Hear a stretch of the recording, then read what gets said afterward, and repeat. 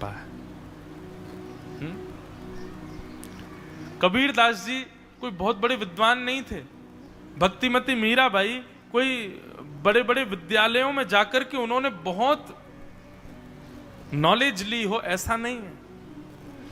आप सारे आचार्यों में, सारे भक्तों में ये गुण देख सकते हैं कि वे दयावंत हैं और विवेकी हैं। तो इन दो गुणों को लाइए जीवन में, बाकी के जितने भी अवगुण हैं ना वो सब अपने आप सद्गुण बन जाएंगे। बस ये दो गुण ले आओ। हमारी स्थिति क्या है?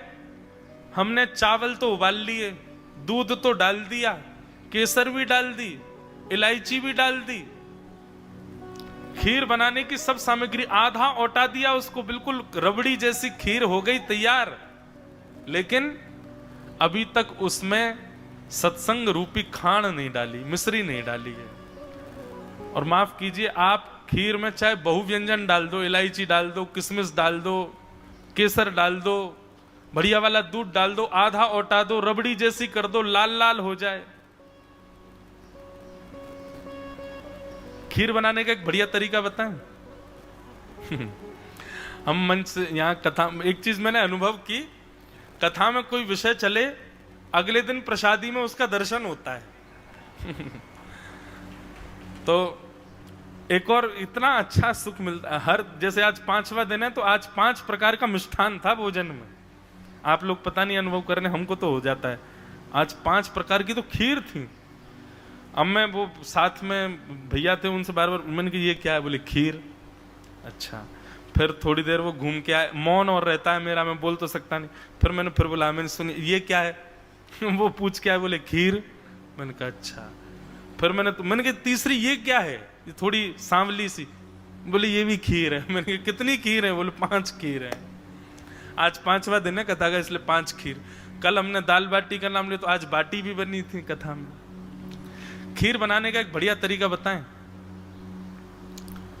पात्र लीजिए और पात्र में थोड़ा सा घी हाथ में लेकर के पहले पात्र के अंदर थोड़ा सा उसको लेप दो। ये इसलिए ताकि दूध लगे ना, दूध जले ना। थोड़ा सा पात्र में हल्के हाथ से थोड़ा सा घी लगा दो, फिर उसमें ज्यादा सा दूध डालो, 5-6 किलो दूध, अब लोगों के हिसाब से।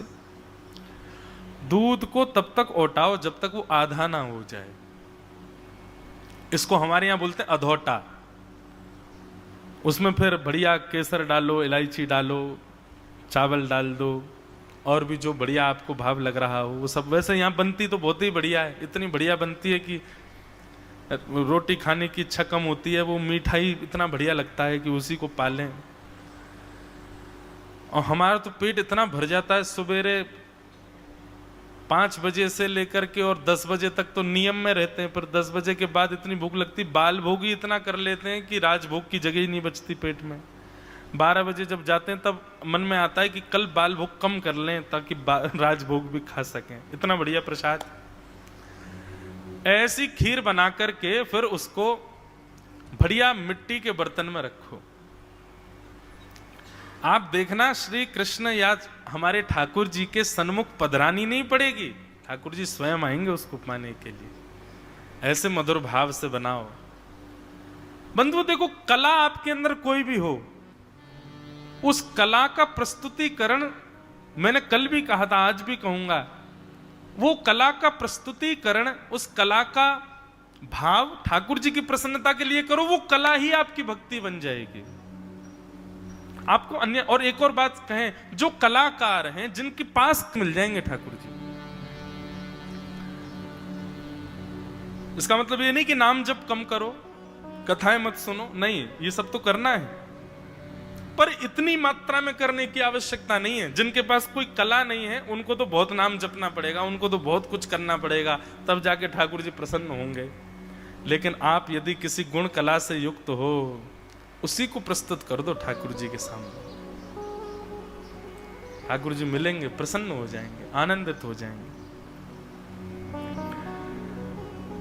तो ये 2 लक्षण लाइए अपने अंदर, पहला विवेक और दूसरा दया। पांडवों की विजय हुई, अश्वत्थामा गुरुपुत्र को अर्धरात्रि में दुर्योधन ने बुलाया। दुर्योधन की जांघी तो टूटी थी, मरा थोड़ी है, अभी पड़ा है रणभूमि में। गुरुपुत्र अश्वत्थामा ने आकर के कहा, बोले मैं पहले ही कह रहा था मुझे सेनापति बना दो। दुर्योधन बोला अब बना देता हूं, जाओ तुम सेनापति हो हमारे, जाओ जाकर के 5 पांडवों को मार दो। बंधु, ये भी एक राक्षस प्रवृत्ति होती है कि जो मुझे नहीं मिला मैं पूर्ण प्रयास करूंगा ये किसी और को भी ना मिले। ये एक राक्षस स्वभाव होता है। अगर इस स्वभाव से कोई युक्त है, आपसे हाथ जोड़ के विनती है, इस स्वभाव का त्याग करो। मुझे ये प्राप्त नहीं हुआ, इसका अधिकार मुझे नहीं मिला, तो मैं पूर्ण चेष्टा करूंगा कि दूसरे को भी ना मिले। इसी को मात्सर्य दोष कहते हैं, और ये संसार में आज की डेट में बहुत ज्यादा है। व्यक्ति आजकल इसके लिए प्रयत्न कम कर रहा है कि वस्तु मुझे मिले, व्यक्ति इसके लिए प्रयत्न ज्यादा कर रहा है कि मुझे तो मिली नहीं, उसको भी ना मिले। ये मात्सर्य दोष है, बहुत राक्षस प्रवृत्ति वालों का ये स्वभाव होता है। अगर ये स्वभाव किसी में हो तो उसको संभलना चाहिए। दुर्योधन ने कहा, अगर हम हस्तिनापुर की गद्दी पर नहीं बैठे, इंद्रप्रस्थ का राज्य हमारा नहीं हुआ, तो इनका भी नहीं होना चाहिए।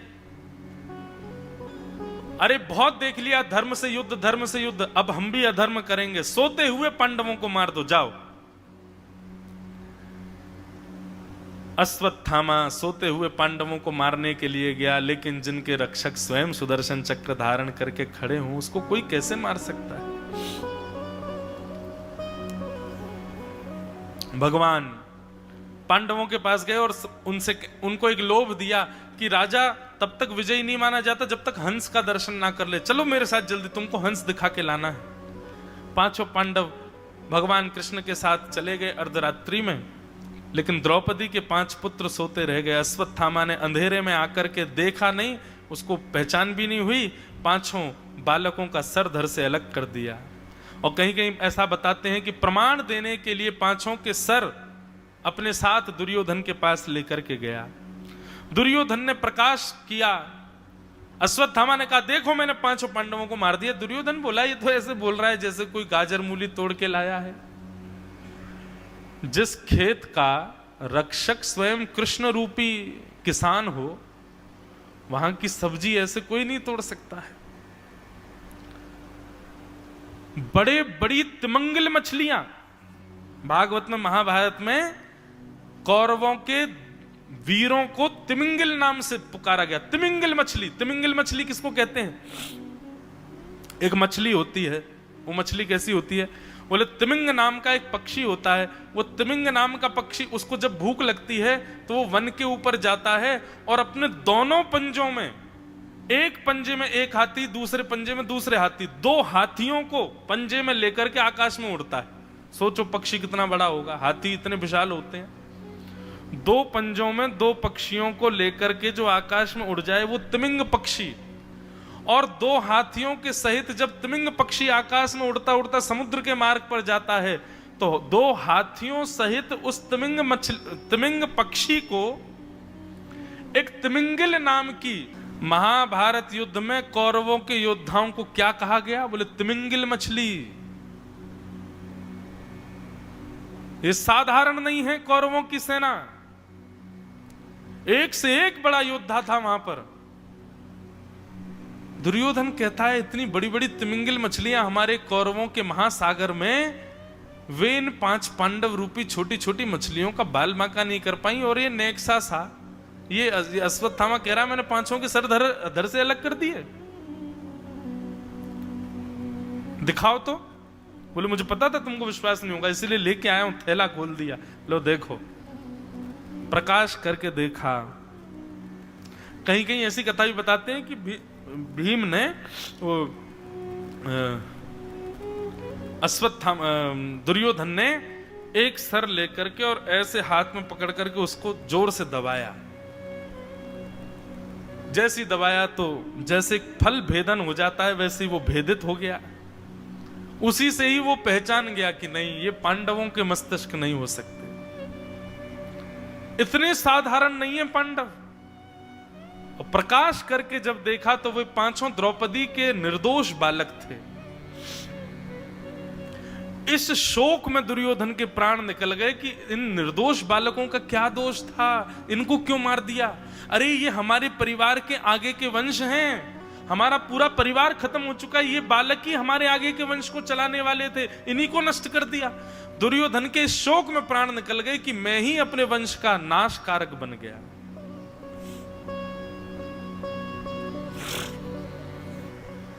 प्रातः काल का समय, पांडवों को जैसे ही पता चला द्रौपदी के 5 पुत्र मार दिए, शोक मातम बनने लगा पांडवों के मध्य।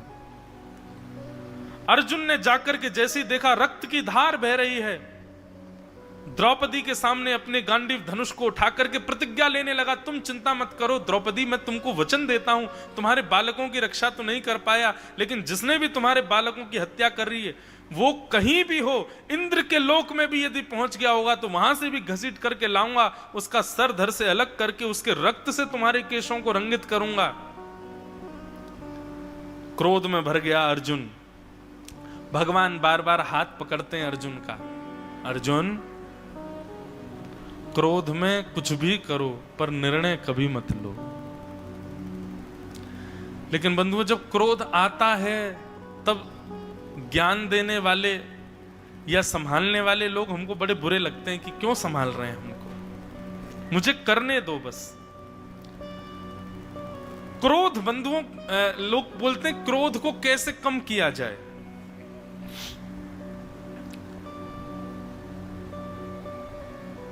क्रोध कभी कम नहीं हो सकता, क्रोध एक मानवीय स्वभाव है।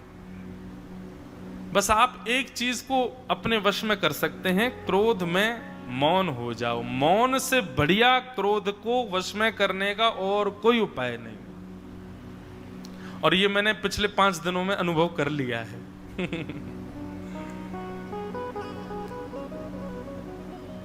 अब कथाओं में जाते हैं, हमारे सब भाई लोग संग रहते हैं, कोई ठाकुर जी की सेवा में है, कोई प्रसाद ला रहे हैं, कोई वस्त्र दे रहे हैं, कुछ सब सेवा भाव में रहते ही हैं। हम इनकी करते हैं, ये हमारी करते हैं।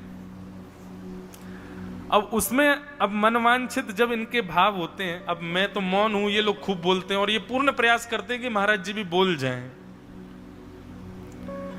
क्रोध आता है, कई बार आ जाता है, लेकिन मौन व्रत होने की वजह से मैंने देखा कि जब मौन नहीं होता तो क्रोध आने पर जो मेरा स्वरूप होता था, वैसे मैं मौन रहता ही हूं, क्रोध आने पर वैसे भी मेरा नियम है कि मैं मौन ही हो जाता हूं, लेकिन फिर भी कई बार, अब यहां तो नियमबद्ध है ना कि नहीं मौन ही रहना है, शाम सूर्यास्त तक मौन रहना है, कथा में बोलना है बस। तो एक नियमबद्ध होने की वजह से ये दर्शन किया, अपने गुण में भी अनुभव किया 5 दिनों में कि मौन होने से क्रोध तो आता है, लेकिन वो जितना नाशकारी पहले होता था उतना नाश कर नहीं पाता है। अब किसी पर क्रोध आ गया, उसको मैं क्या इशारा करता हूं, ये इशारा मेरा है कि सूर्यास्त होने दो, बताऊंगा तुमको। तो मैं ऐसे कहूंगा तो वो, अच्छा ये लोग भी बड़े चतुर हैं, ये जानबूझ के उल्टा बोलते हैं, बोले क्या बल्ब उतार के नीचे धर दें, तो फिर समझ जाते अच्छा सूर्यास्त के बाद हमको देखोगे। मैंने कहा हाँ तब देखूंगा, लेकिन जब तक सूर्यास्त का समय आता है 5-6 घंटे बीत चुके होते हैं, कुछ क्रोध नहीं रहता फिर। तो क्रोध को वश करने, क्रोध को आप कभी कम नहीं कर सकते, क्रोध आएगा, क्रोध रहेगा। शास्त्रों में तो श्लोक भी है, हमारे मुकुंद काका जी और सब हमारे आचार्यगण मुझे वो श्लोक बता देंगे तो कल मैं बोल दूंगा। एक क्रोध है, 2 घड़ी से अधिक का क्रोध यदि आपका जाएगा तो वो तामसी, राजस तामस सात्विक और सामान्य, ऐसे 4 क्रोध के रूप बताए गए हैं। तो तामसी क्रोध बताया गया, तामसी मतलब नरकगामी, नरक जाने वाले जो लक्षण है उनमें से एक अत्यंत कोप, कटुकाच वाणी, दरिद्रताम च स्वजनेषु वैरम नीच प्रसंग कुलहीन सेवा चिन्हानि देहे नरकम गतानाम। उसमें सबसे पहला गुण ही है, नरक कौन जाता है, बोले जिसको बहुत गुस्सा आता है। पर भयानक क्रोध करने वाला नरक नहीं जाता, भयानक क्रोध आने पर गलत निर्णय लेने वाला और गलत क्रिया करने वाला नरक में जाता है। तो क्रोध का सबसे बढ़िया स्वरूप है मौनम आस्तान, मौन हो जा। आप हो नहीं पाओगे, लेकिन बस कैसे भी कर लेना।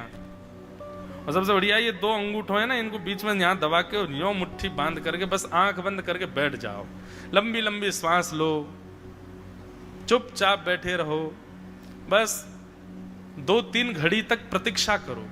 क्रोध का बंधुओं एक स्वरूप है, वो कितना भी तेजी से आया हो वो अखंड नहीं रह सकता, उसको जाना ही पड़ेगा। और जैसे ही जाए तब बोलना।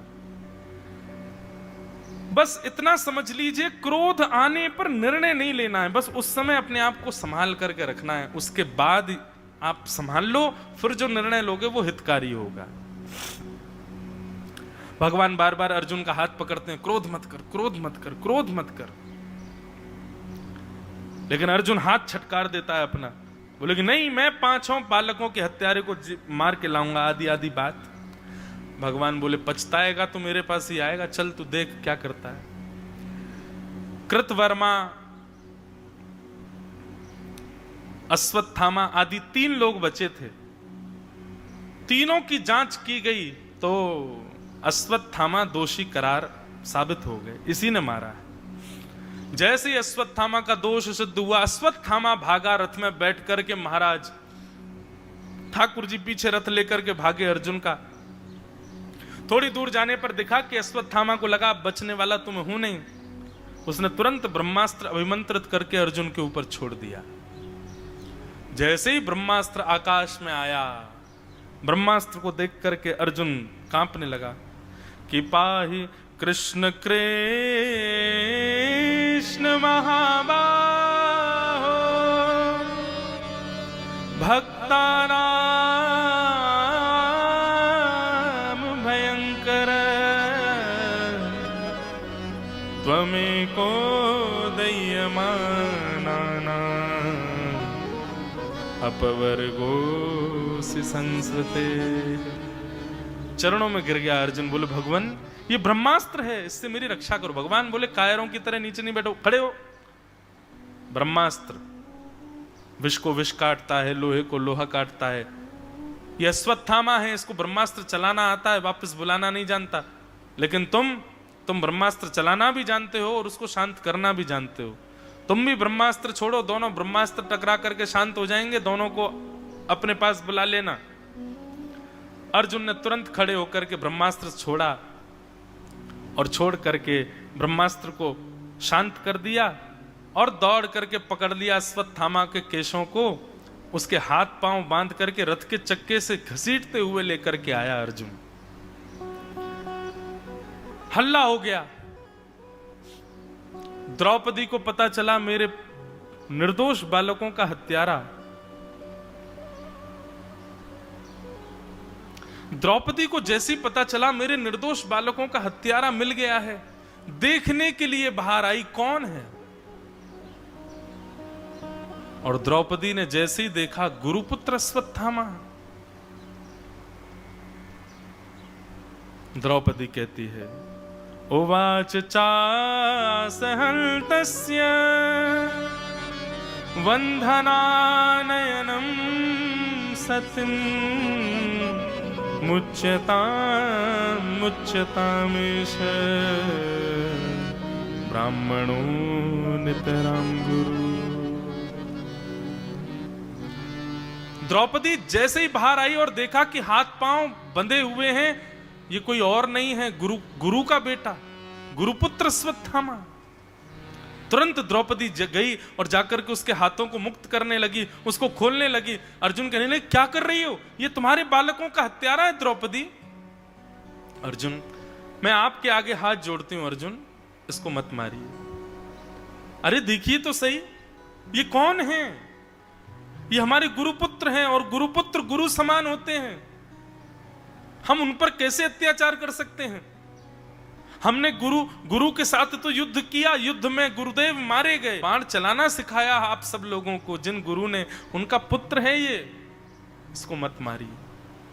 और दूसरी बात ये ब्राह्मण हैं, हम क्षत्रिय हैं, ब्राह्मण पूजनीय होते हैं, उनको नहीं मारना चाहिए। लेकिन फिर भी आप चाहते हैं कि आप इनको मारेंगे, तो मुझे वचन दीजिए अश्वत्थामा को मृतक स्वीकार मैं तब करूंगी जब मेरे 5 मृतक पुत्रों को आप जीवित करके लाओगे। इनको मार दीजिए, लेकिन मेरे 5 पुत्र जीवित होने चाहिए उसके बाद। क्या आप ऐसा वचन दे सकते हैं अर्जुन? अर्जुन मौन खड़े हैं। अर्जुन कहते हैं देवी, इतनी दया की स्थिति इस समय तुमको प्रकट नहीं करनी चाहिए। हमेशा दया दया दिखाओगी तो कैसे? बोले मैं दया नहीं कर रही हूं, मेरी बात सुनिए आप। अगर मेरी बात से आपको अस्वीकारिता लगती है तो बताइएगा। अश्वत्थामा के पिता को महाभारत युद्ध में मारा जा चुका है। अश्वत्थामा की पत्नी, अश्वत्थामा की मां पति विहीन हो चुकी है, उनके पति नहीं है। वो केवल अपने एक पुत्र के सहारे रह रही हैं। इनको भी मार दोगे तो पति और पुत्र दोनों के मरने का कष्ट एक अकेली मां के ऊपर कितना भार पड़ेगा, वो सोचो ना अर्जुन। मेरे बालक भले ही मार दिए हों, पर मुझे एक तरफ से तो थोड़ी सराहना है कि मेरे 5 पति जीवित हैं।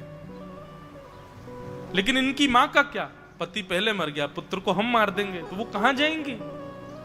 इसलिए मैं हाथ जोड़ती हूं, इनको मत मारो। श्री वेदव्यास भगवान ने श्रीमद् भागवत जी में यहां पर द्रौपदी के निर्णय में 5 बातों को विशेषता दी है।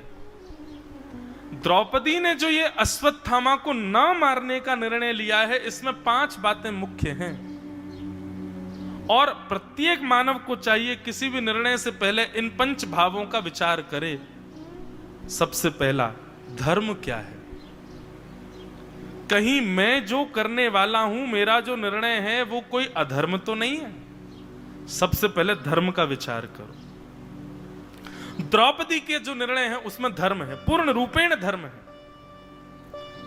दूसरी बात, हर व्यक्ति को विचार करना चाहिए निर्णय लेने से पहले कि मैं जो निर्णय लूं वो न्याय युक्त होगा कि नहीं, उसमें न्याय मिलेगा कि नहीं, दोनों पक्षों को न्याय मिले। सकरुणम, तीसरा लक्षण द्रौपदी के भाव में दया। निर्विलीकम, चौथा लक्षण निष्कपटता। और 5वां लक्षण समम, समता, समत्व।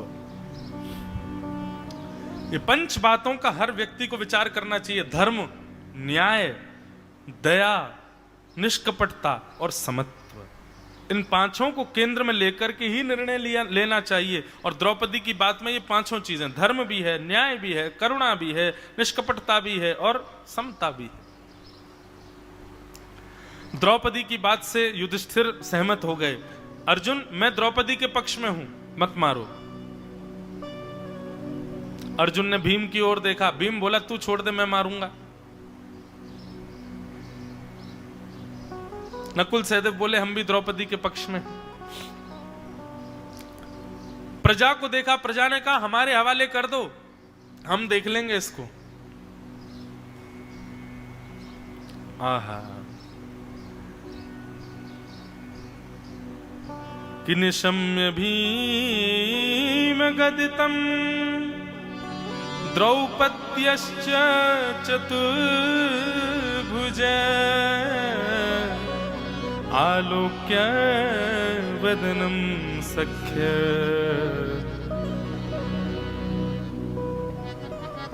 आलोक्य वदनम सख्य दरमाह हसन्निव। सबकी ओर देखते देखते देखते देखते अंत में जब अर्जुन को कहीं भी चित्त में किसी के मुखाकृति को देख करके यह अनुभव नहीं हुआ कि मुझे क्या करना चाहिए, तब अंत में आलोक्य वदनम सख्य, अपने सखा श्री कृष्ण की ओर जब देखा। अब जैसे ही ठाकुर जी की ओर अर्जुन ने दृष्टि डाली, ठाकुर जी ने मुंह फेर लिया। बोले, मैं तो पहले ही रोक रहा था इसको। अब अर्जुन इधर आके खड़ा हुआ तो ठाकुर जी ने इधर मुंह फेर लिया। अर्जुन चरणों में गिरा, वो क्या खेल क्यों रहे हो मेरे साथ, इधर उधर मुंह क्यों कर रहे हो? भगवान बोले नहीं, तू कर अपने मन की, कर जो तो तुझे ठीक लगता हो। महाभारत का युद्ध होना था, बहुत विषम परिस्थिति थी, तो मेरे चरणों में गिर गया, करिष्ये वचनम तव। अभी अश्वत्थामा को मारने के लिए जब तू निर्णय ले रहा था, हाथ कौन पकड़ रहा था तेरा? मेरा हाथ छड़क दिया, गलती हो गई भगवान क्षमा कर दो, आपका ही तो हूं मैं। अब मुझे बताइए ना क्या करना चाहिए। भगवान बोले बताऊं? बोले हाँ। करेगा? बोले वही करेगा ना जो मैं कहूंगा। बोले करिष्ये वचनम तव, मैं वही करूंगा। भगवान बोले वचन दे, वो करेगा जो मैं कहूंगा। बोले वचन दिया प्रभु, करूंगा। भगवान बोले तो अब सुनो, सबसे पहले तुमको अपनी प्रतिज्ञा पूरी करनी चाहिए। तुम्हारी प्रतिज्ञा क्या थी? कि बालकों के हत्यारे को तुम जीवित नहीं छोड़ोगे। यदि कोई व्यक्ति अपनी प्रतिज्ञा पूरी नहीं करता तो 2000 वर्ष के लिए उसको नरक जाना पड़ता है। अर्जुन अपनी प्रतिज्ञा पूरी करो। तुम्हारी प्रतिज्ञा है कि तुम बालकों के हत्यारे को छोड़ोगे नहीं, जीवित मार दो अश्वत्थामा को। तुरंत अर्जुन अपने धनुष बाण को उठाने लगा। भगवान बोले लेकिन द्रौपदी 5 बालकों की मैया है, उसकी आज्ञा के बिना तुम नहीं मार सकते, और द्रौपदी की आज्ञा है कि उसको छोड़ दो, तो तुमको द्रौपदी की बात भी माननी पड़ेगी। अर्जुन ने फिर से धनुष बाण छोड़ दिए। लेकिन भीम तुम्हारे बड़े भैया हैं, भीम कह रहे हैं कि तुम छोड़ दो, वो मार देंगे, तो भीम के हवाले कर दो। लेकिन हवाले करोगे भी तो भी भीम मारेगा, तो भी दोष तो तुम्हारे ऊपर ही आएगा, तुमने मरवाया। पहली बात अपनी प्रतिज्ञा पूरी करो, दूसरी बात द्रौपदी की बात मानो, तीसरी बात भीम जो कह रहे हैं वो भी तुमको करना चाहिए। लेकिन युधिष्ठिर तुम्हारे बड़े भैया हैं, इनकी बात को भी नकारना तो नहीं चाहिए तुमको। युधिष्ठिर मना कर रहे हैं तो तुमको नहीं मारना चाहिए। और सबकी बातें सुनते सुनते सुनाते सब ठाकुर जी बोले अब तुम आए हो मेरे पास तो मेरी बात सुनो।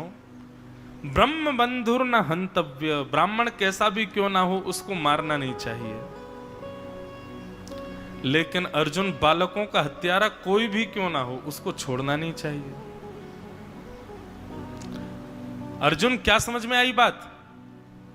अर्जुन बोला मैंने प्रतिज्ञा ली है, प्रतिज्ञा पूरी करनी है, नहीं करूंगा तो 2000 वर्ष के लिए नरक जाना पड़ेगा, इसके लिए मुझे इसको मारना है।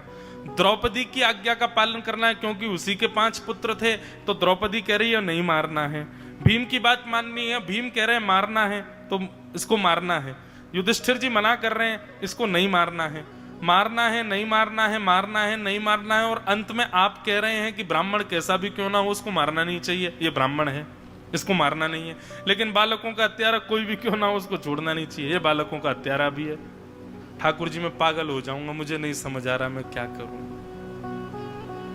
मुझे चक्कर आ रहे हैं, मैं बेहोश होकर यहीं गिर जाऊंगा, अभी प्राण निकल जाएंगे मेरे। बंधुओं, जितने भी कृष्णाश्रित हैं ना, राम आश्रित, दत्ताश्रित, शिव आश्रित एक तरफ और कृष्णाश्रित एक तरफ, पूरा जीवन पहेली बना देंगे आपका। इतना खेलते हैं, इतना खेलते हैं। ठाकुर जी यदि ये कह देना, जैसे स्कूल में क्या होता था, मेरे साथ तो हुआ, आपके संग पता नहीं हुआ कि नहीं, वो MCQ आते थे, मल्टीपल चॉइस क्वेश्चन, एक प्रश्न के 4 ऑप्शन है, एक सही है, उस पर टिक लगाओ। तो कई बार नहीं पता होता था तो जो क्लास टीचर होता था ना उसी को हम इशारा करते थे, सर एक ही है बता दो। तो वो कई बार बड़े चतुर होते थे क्लास टीचर, वो गलत वाली पे उंगली रख के चले जाते थे। हमने उस पर टिक कर दिया, फिर मार्क्स आए 0। सर आपने ही तो बोला था। बोले तो पढ़ के क्यों नहीं आया था? मैं तो ऐसे ही बोलूंगा, मैं तो गलत ही बताऊंगा। ऐसे ही श्री कृष्ण, उनके आश्रय में रहने वाला यदि उनसे ये कहे कि ठाकुर जी मेरा निर्णय बताइए क्या करूं, ठाकुर जी बोले आ जा बेटा अब खेल होगा, तार परे खेला होवे बंगला में कहते हैं। बहुत खेलते हैं ठाकुर जी।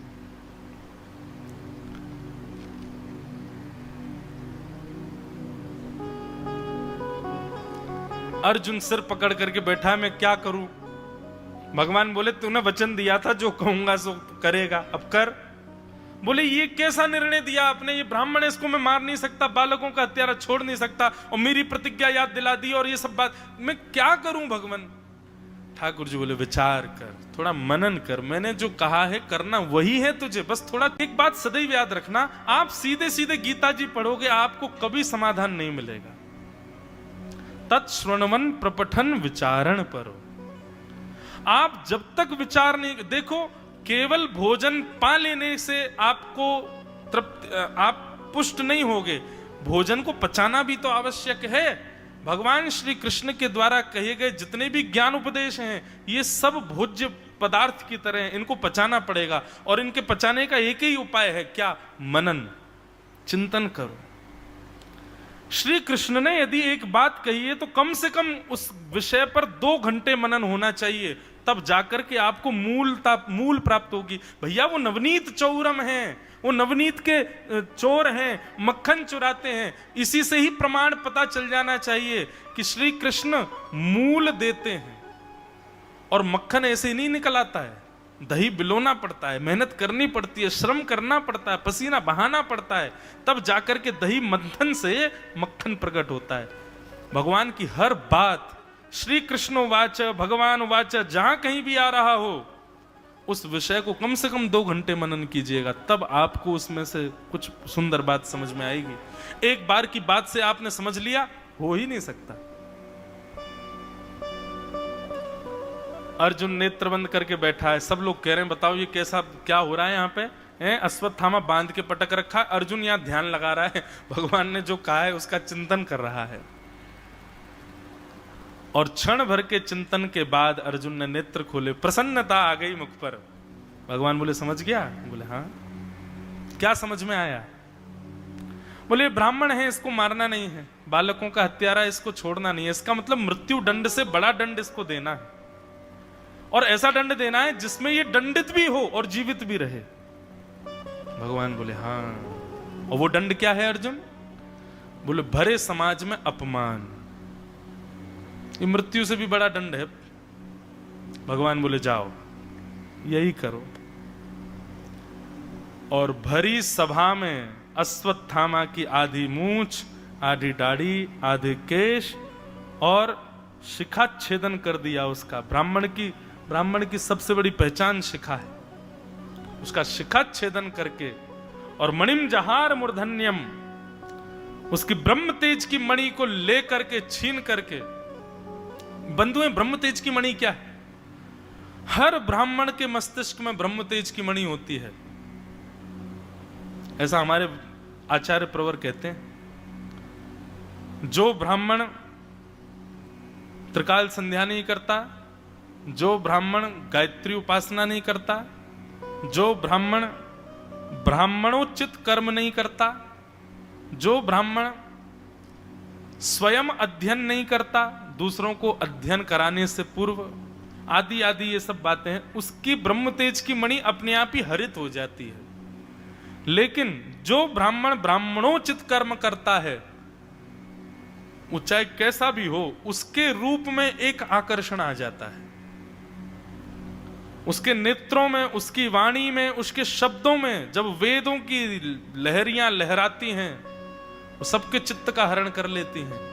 और ये आकर्षण ही उसकी वाणी का, उसकी उपस्थिति का, उसके ललाट का, यही ब्रह्म तेज की मणि है, जो उसको मणि के भांति चमकाती है। उसका रूप कैसा है, रंग कैसा है, इस पर नहीं जाना है, पर कैसे भी सही वो आकर्षित करेगा। वो यदि कह देगा बैठ जाओ तो आप उठ नहीं पाओगे, उसकी वाणी में इतनी सामर्थ्य आ जाएगी। ये ब्रह्म तेज की मणि का प्रताप होता है। पर होना चाहिए ब्राह्मण को अपने ब्राह्मणोचित कर्मों में। बंधु, मैं कुछ अधिक प्रशंसा का विषय है ऐसा नहीं है, पर यहां इस क्षेत्र में आकर के, यहां दत्त धाम में श्री दत्तात्रेय भगवान की शरणागति में, यहाँ के आचार्यों के मध्य, यहाँ के ब्राह्मण बालकों के मध्य और यहाँ रहने वाले सब लोगों के मध्य, यहाँ रहकर के वास्तव में इतने वर्षों के पश्चात, अपनी 27 वर्ष की आयु में पहली बार मैंने ब्राह्मणोचित कर्मों से युक्त ब्राह्मणों को देखा है। यहां पर।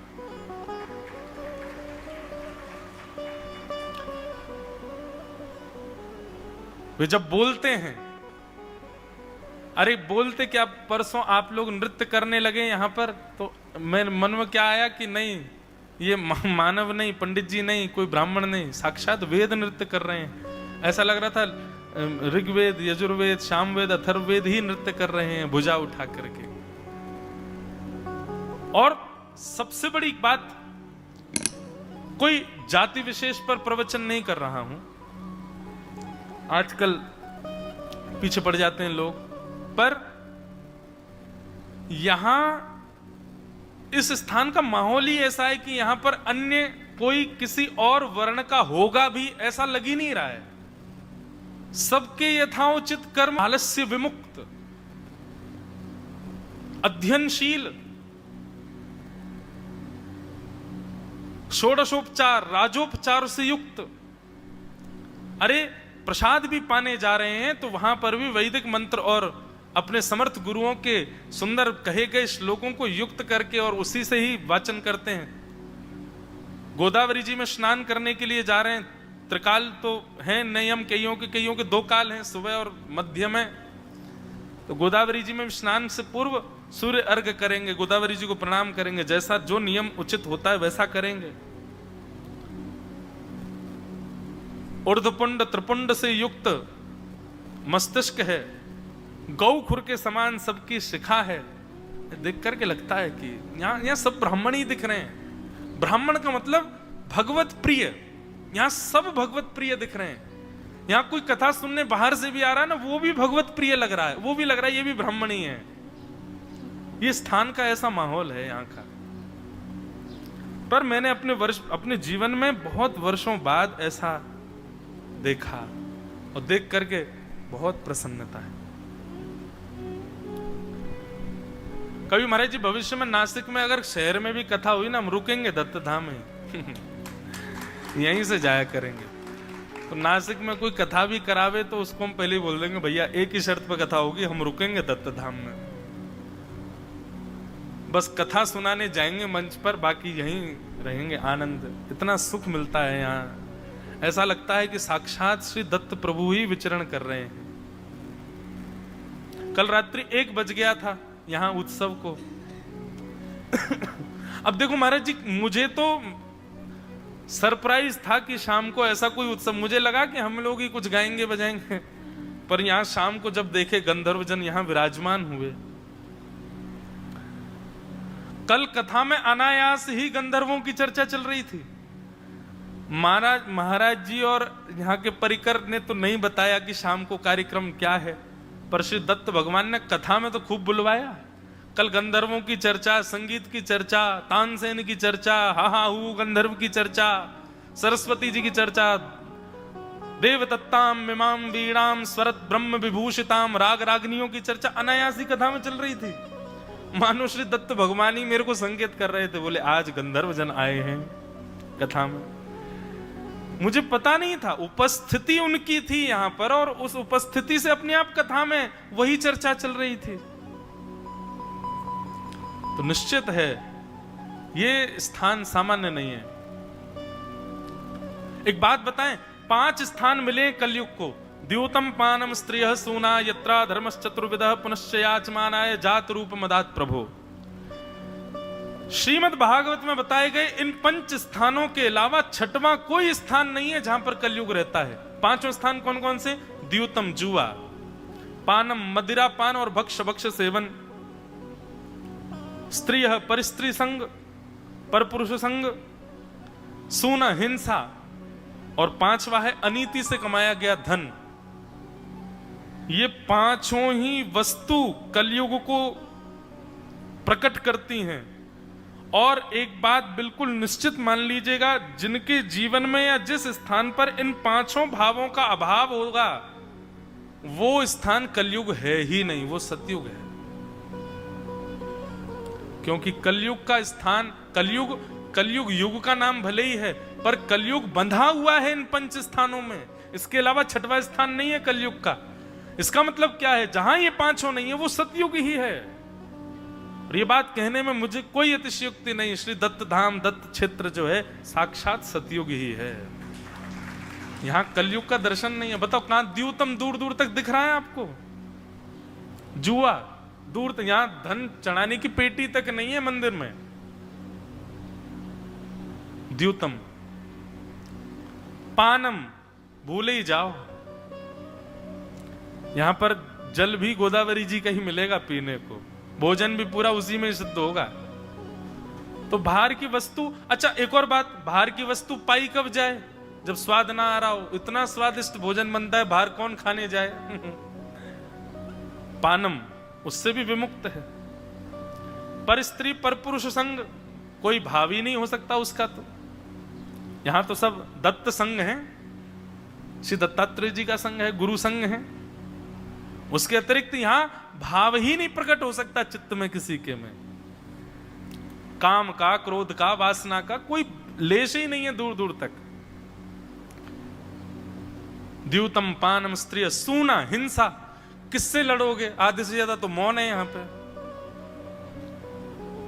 यहां जितनी भी मुझे बता रहे थे, जो भी माताएं यहां बहनें बेचारी काम करती हैं, सो सब सेवा में रहती हैं, दत्त भगवान की, रसोई की में, यहाँ की में, सब माताएं बहनें अधिकतर सबके मौन हैं।